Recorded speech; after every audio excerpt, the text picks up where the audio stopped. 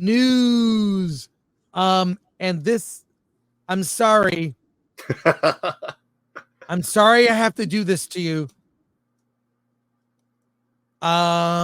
Here we go.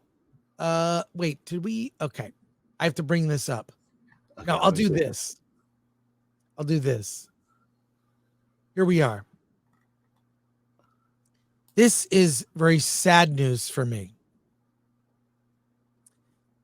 The Alamo Drafthouse announces theater closures. We've been talking about movie theaters closing, and there are 5 locations in the Dallas-Fort Worth area that are closing.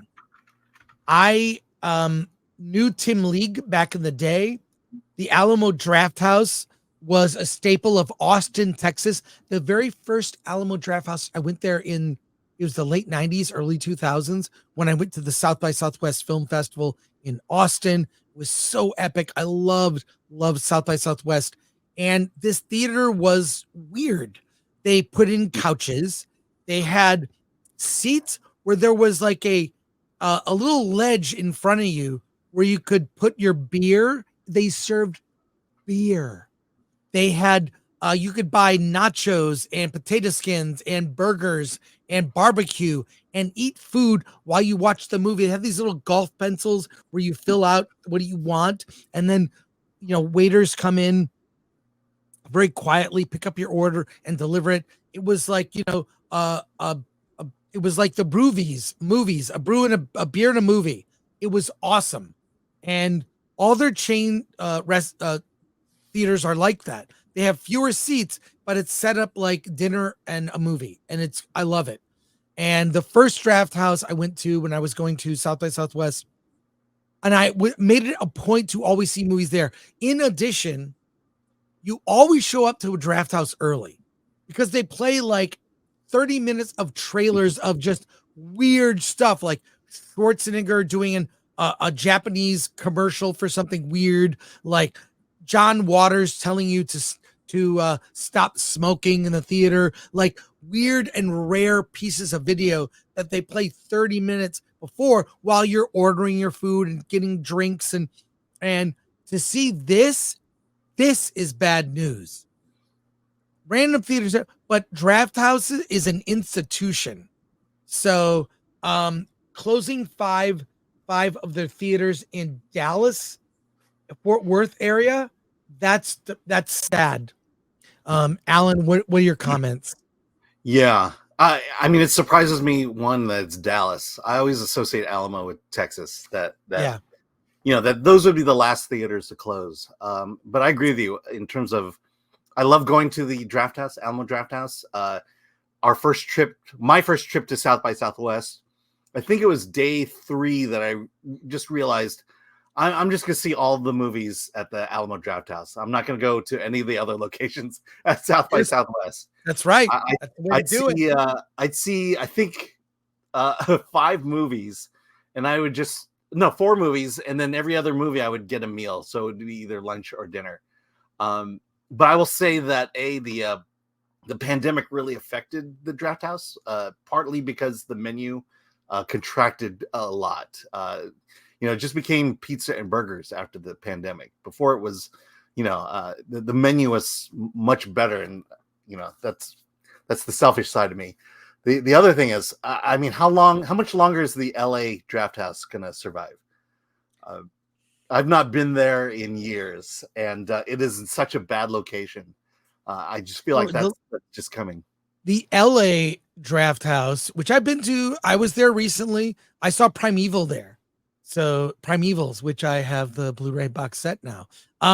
So one showing only, unfortunately. But the parking there sucks. Parking is just sucks. And you have to go into downtown to go to that theater. Yeah, if it was somewhere on the outskirts of town, it'd do better. But being in that location, it's just difficult to get to.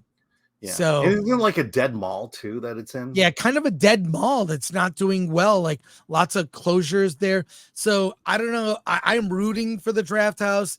Tim League is a true cinephile. if you go to the LA Drafthouse, there's this amazing collection of giant movie posters from France that are incredible. It's like an art installation. So please support the Drafthouse. And this is not good news. Yeah, just the fact that it's Dallas, that they're closing them in Dallas says a lot about I mean, it's a foreboding sign. I've got a few more news stories here, which is, well, let's get to this. That David Lynch news that dropped, I don't even think I can show it. Actually, I can't. Show it. Yeah. David Lynch, he did, he's got an album coming out. It's called Sublime Eternal Love. It's not his first album, so he's very musically inclined, like John Carpenter or other directors that like, I don't even, you know what? I'm going to have to mute this and we'll watch it. But this is his music project with Krista Bell. And Cellophane Memories is the album. Sublime Eternal Love is the song. And this is the music video, although we're not going to play the music. So there you go. If you're a David Lynch fan, just check it out. He talked about it on his Twitter. I thought it was going to be a new movie, but thought we should follow up and explain, hey, he's got an album coming out. So there we're seeing images from the trailer. So there you go. Are you a David Lynch fan, Alan? Not hugely. You know, I think about that era, and I was more into comedies. I think Airplane is kind of the comedy that was out during the Lynch era. And, you know, that's the thing I turned to. But Lynch was always, you know, you always knew him as kind of the experimental, the kind of the, you know, guy who pushes the limits. And so definitely knew a lot about him and his films. Yeah, no, I'm a huge David Lynch fan. Blue Velvet holds up. Mm-hmm. Blue Velvet is so epic. And I think Dune is flawed, but if you look at that 3-hour 4K version of Dune, it's really good. It's actually very good. Look it up, the Spice Diver cut. Elephant Man, of course. And then Twin Peaks. That TV series, and even the third season they did more recently in 2018. Was it 2018? God, it was so good. I love his, you know, I just love the tone, the casting, the music, the sort of surreal moments.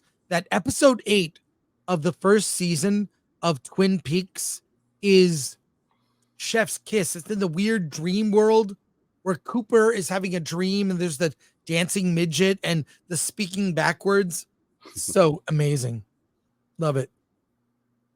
So there you go. All right. I love David Lynch. I guess that's the point. And I pay attention to everything David Lynch does, including the weather report. I don't know why it is. I love when David Lynch reads the weather. So there you go. So I pay attention to every project. And I will check this out. Unfortunately, we don't want to get copyright struck for that. Now, you know, I'm a huge fan of popcorn buckets. I love them. Deadpool and Wolverine. I'm going to get I'm going to get probably several buckets. This is what AMC has now. Well, guess what? There is a John Campea popcorn bucket. I kid you not. There's a video for it. And first of all, by the way, I have to say, John Campea, I love John Campea.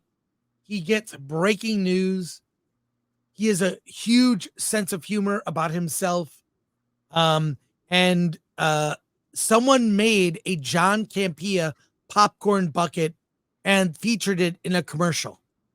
And we are going to see it for the first time. And this is worth it. And it begs the question, maybe I could make an Alan popcorn bucket. Yeah, would anyone be interested in an Alan Ng popcorn bucket? Let me know in the comments. But let's check this out. I'm going to share a screen here. This is from the YouTube channel John Campea Exposed. I don't even know what that is, but it's a YouTube channel, and it popped. Probably I'll say this: it's probably because the algorithm knows I like things about popcorn buckets. So let's check this out. Here we go. Let me see if I can bring this up. I can see if I can bring this up on screen. Give me a second. There we go.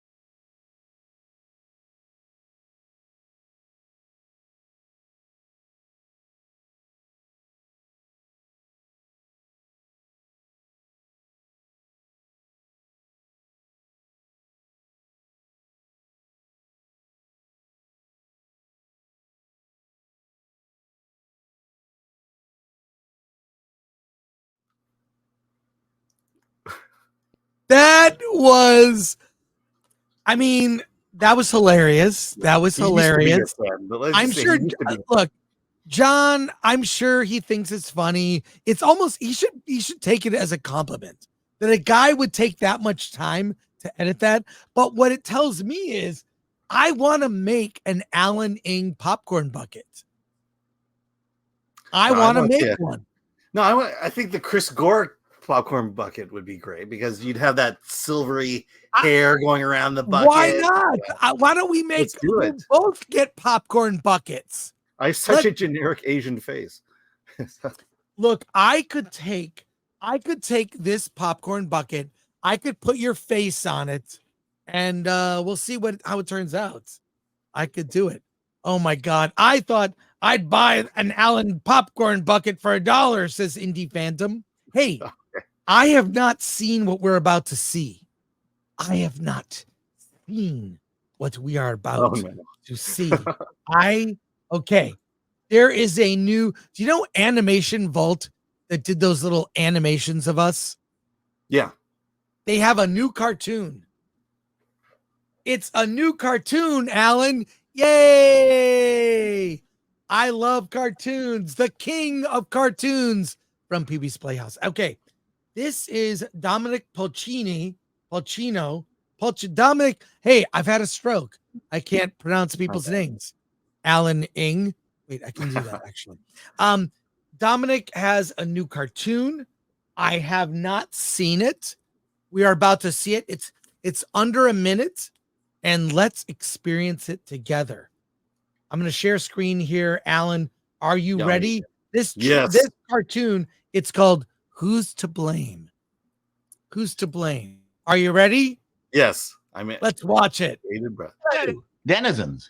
Former network executive reaction to all these people blaming us, the audience, for the failures of their movies and TV shows. And Pete Docter from Pixar has blamed us for the bad performance of Lightyear. Let me tell you a secret about movies, Pete. They are a massive survey.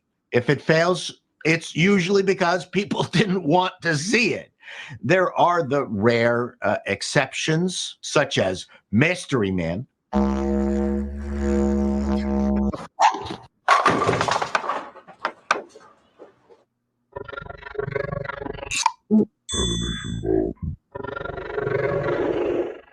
Well, that was quick. That was Yeah. And that wasn't us. That was Paul. Yeah, we weren't featured in this. Dom, why'd you send this to me? Why'd you send this to me, Dom? I want to see us. I want to see me. Come on. No, I love Paul Chato. Love Chato, friend of the show. You'll probably be on Versus on Monday. We're doing a special earlier time for Versus because I have to go see a movie Monday night. You may or may not be on Versus. Yeah. Which movie are you watching? I have to go see the Frank Miller documentary, and it's all the way across town, like 2-hour drive. So it's all good. I'm gonna go. Anyways, love Paul Chato. Love the cartoons. Keep them coming. Love it. All right. Free Paul Chato. Get him back on X. Yes. Oh yeah, I forgot. Yeah, he's still suspended. Yeah, that is weird.